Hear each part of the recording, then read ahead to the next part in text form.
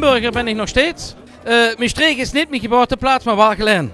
En nu zijn we hier boven in Aken. We zijn hoog op een berg, in een watertoren. Dat geeft we op het Limburgse, maar dat geeft we ook op het Duits.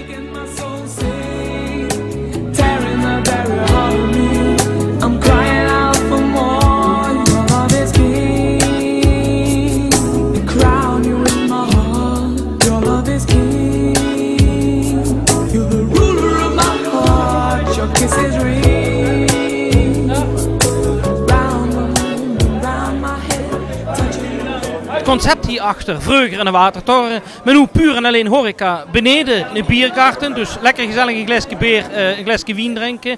Maar vooral hier helemaal boven, hoog boven de stad Aken, waar ze compleet overheen kunt kijken. Een concept wat zich draait, dus ik zie 360 graden van windrichtingen.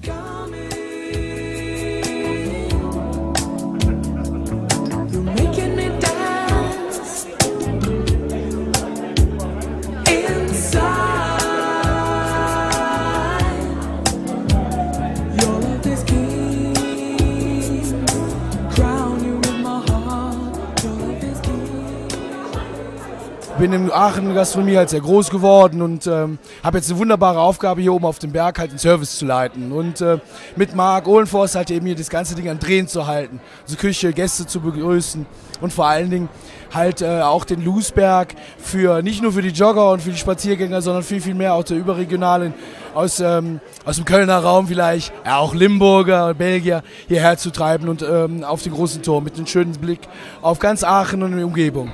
Wir blicken hier wunderschön über die Stadt Aachen und über bis in die weiten Fernen rein hier und wir haben hier, glaube ich, den schönsten Arbeitsplatz in ganz Aachen hier. Und wir freuen uns sehr, dass wir heute hier aufmachen können und dass wir doch so viele Leute hier begrüßen können.